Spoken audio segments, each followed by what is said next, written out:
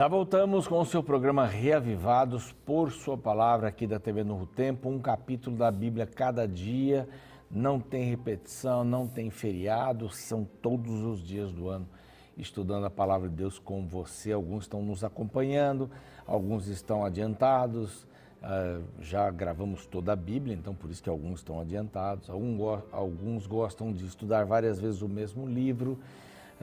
Tem pessoas que me dizem, pastor, eu uso um pouco, às vezes, o Reavivados para me ajudar num sermão. Ótimo, tá bem, fico feliz por isso. Muito contente que o programa pode ajudar você aí na preparação de um sermão também, né? Um grande abraço para todos que nos acompanham aqui todos os dias, todos pela televisão, pela TV, né? Pelo YouTube, pelo Deezer, Spotify, NT Play, tantas coisas aí.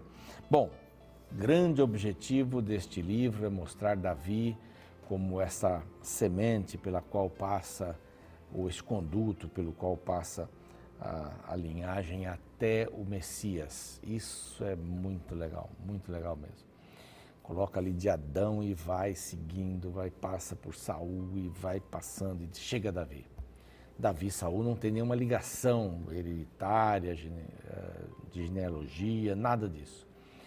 A partir de Davi, então, tem essa sequência de hereditariedade para os reis de Israel. E nesse capítulo agora, o 13, nós estamos vendo que Davi foi ungido, falou lá do apoio que Davi tinha dos exércitos, fala de Ziclag, isso antes da sua unção como rei, né? Depois fala dos exércitos que ele tinha à disposição no dia da sua unção.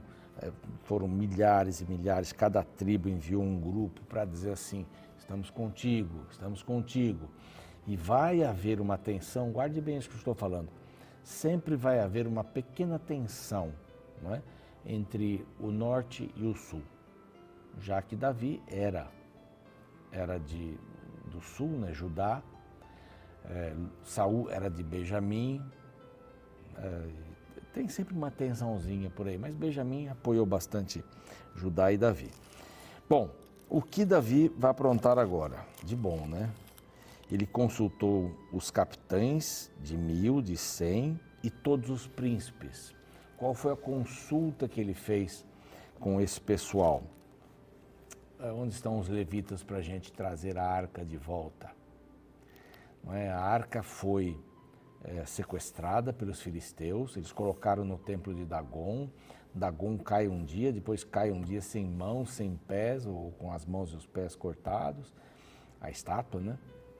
Eles precisam tirar imediatamente.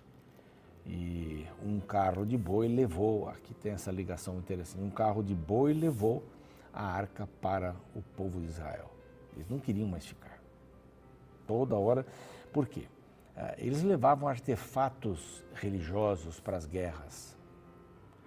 E até uma vez Israel levou esse artefato, não, essa preciosidade que era a arca, como se fosse um meio para ganhar a batalha.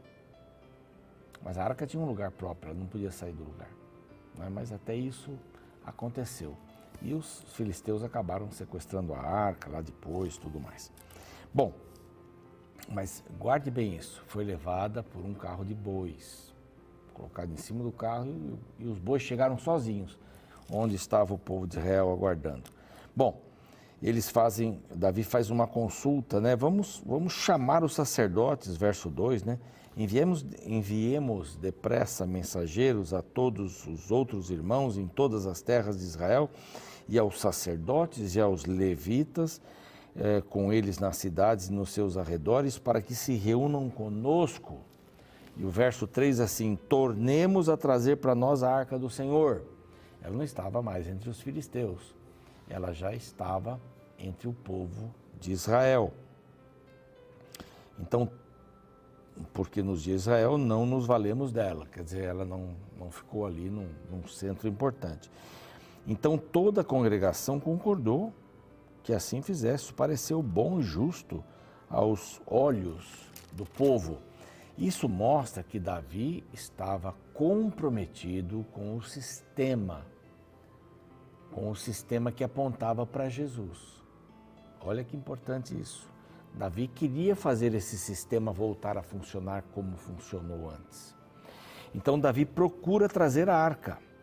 São duas situações aqui. Esta é a primeira. Nessa época, a arca estava em Kiriat Jearim por 20 anos. Por 20 anos ela esteve lá. Antes em Bet-Semes, tem alguns calculam em 57, 60 anos que ela esteve nesses lugares aí. Estava na casa de Abinadab, imagine a bênção de Abinadab, cuidando de tudo isso daqui. Ela foi posta num carro novo, não foi aquele que veio, lógico que já tinha se destruído talvez aí, tantos anos se passaram. Mas aqui ela foi colocada num carro novo, para subir dali, né, de Kiriat Jearim, para Jerusalém.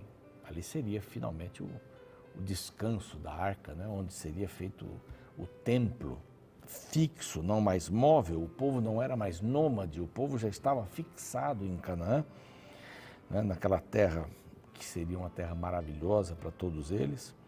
Então eles colocaram num carro, puseram a arca e levaram de Abinadab, da casa de Abinadab, e Uzá e Aiô, filhos de Abinadab, guiavam o carro.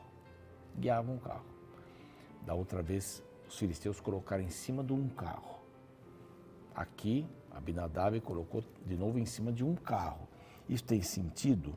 Vai ter um sentido tremendo aqui no capítulo seguinte, mas eu já vou dar um spoiler para você.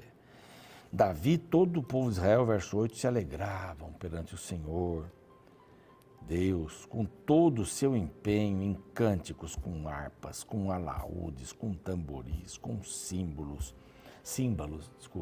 com trombetas. Era uma tremenda de uma festa. Eles estavam muito felizes por poder levar a arca para o centro de Israel, que era Jerusalém. Jerusalém foi conquistada, ali seria o centro.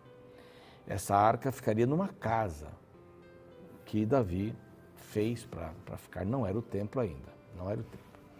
Né? Mas uma coisa estranha acontece. Os bois titubearam, a arca balançou no carro. Guarde bem essa figura do carro. Não é à toa que ela está aí. E Uzá, olha aqui, Uzá estendeu a mão para segurar a arca, pois os bois tropeçaram, verso 9, e a ira do Senhor se acendeu contra Uzá e o feriu por ter estendido a mão e morreu ali perante o Senhor. Triste.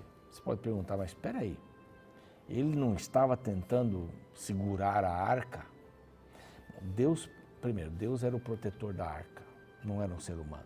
Segundo, quando a arca foi feita, por Moisés e tudo mais, né, pelo pessoal ali, pelos artífices, eles colocaram na arca argolas, 4 argolas, e tinham uns canos, varaus, compridos, fortes, banhados em ouro, que eram colocados nestas argolas, e os levitas carregavam a arca assim. Alguns dos utensílios do templo, do tabernáculo, né, móvel, que eram carregados, não precisavam de argolas. Mas quando esses altares, né, eram feitos com argolas, eles deveriam ser carregados nos ombros dos levitas. E essa foi a ordem. A gente vai ver isso mais detalhadamente aqui, no capítulo 15. Mas o fato foi esse, o Senhor cuida. Não precisa de uma interferência humana. Deus não foi assim, caprichoso. Tira a mão daí. Não, não foi isso. É porque ele disse, não é com um carro. Olha aí. Não é para pôr a arca em cima de um carro. A gente põe sobre o carro outras coisas. As pás, os incensários, eles vão todos, espevitadeiras, todos em cima do carro. Pode ir sem problema nenhum. Mas a arca não. Ela tem argolas, tem esses varaus para colocar aqui. Então, por isso que ele morreu. Davi ficou muito chateado, não é?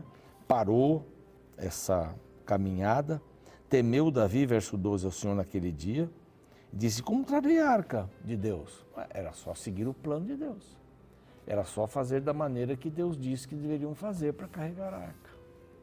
Essa é a mania humana de dizer para Deus: Deus, você está falando isso daqui, mas olha, eu tenho uma ideia melhor que a sua. Tenho uma ideia melhor que a sua. Se Deus manda fazer de um jeito, é aquele jeito. Quando ele diz assim, não adulterarás, tem uma porção de coisas que estão envolvidas aí. Senhor, tudo bem, eu não vou adulterar, mas eu vou ver filme pornográfico e vou me excitar aí e tal. Senhor, eu não vou adulterar com alguém, mas eu mesmo vou me satisfazer. Senhor, o Senhor quer que eu me case com uma pessoa, mas eu quero me casar com uma pessoa igual a mim. Senhor, eu quero ter relações, mas fora do casamento. Eu quero ter mais pessoas. Toda vez que a gente quebra alguma orientação de Deus, a gente paga um preço muito alto por causa das consequências. Não é castigo, não. São consequências. Deus disse, uma esposa só, um marido só. Você vai lá e tem mais pessoas. Problema. Estava lendo uma reportagem esses dias sobre casamento aberto e mostrava um casal muito feliz, sorridente, assim, eram novos. Eles tinham um casamento aberto. Podiam ter qualquer... E eles usavam um site de relacionamento para marcar encontros e ter relacionamentos físicos. Relacionamentos sexuais. Então, onde isso vai parar? Qual é o gosto disso? Sexo é muito mais do que ter um prazer, ter um orgasmo. É muito mais que isso. Sexo tem um envolvimento. Tem que ter uma história com a pessoa. Senão, fica muito fora daquilo que Deus estava dizendo para nós. Deus fez o sexo para a procriação, ok, mas ele disse assim, é tão bom que você pode fazer todo dia, mesmo que não seja para procriação. Para procriação você tem tais dias por mês.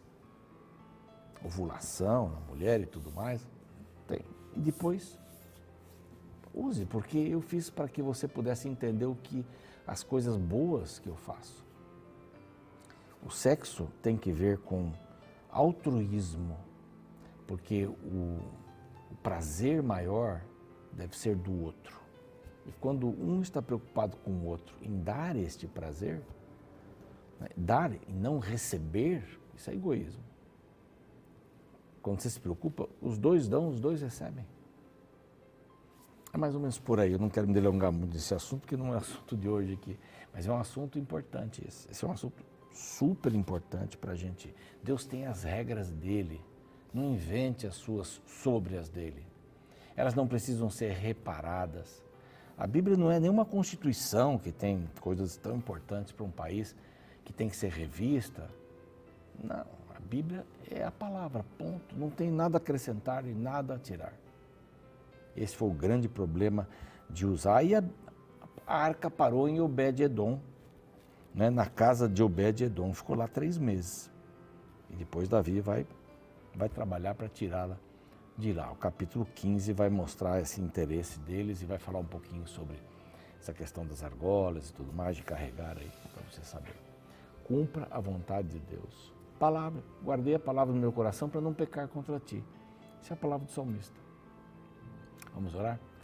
Pai querido, nós queremos andar nos teus caminhos, da maneira como o Senhor deseja que andemos. Se a arca é para ser carregada nos ombros dos levitas, que seja assim. Que não coloquemos a arca sobre um carro. Senhor, estou mencionando isso porque a tua vontade é melhor e maior do que qualquer outro sentimento. O Senhor sabe porque o Senhor diz as coisas que estão escritas na palavra. E nós queremos entendê-las e cumpri-las segundo a tua visão, não a nossa visão. Nossa visão é humana, ela é unilateral.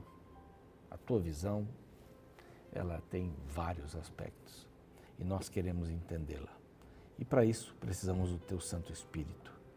E o Senhor prometeu nos dar o Espírito para entendermos a palavra claramente. E te agradecemos por isso. Em nome de Jesus, amém.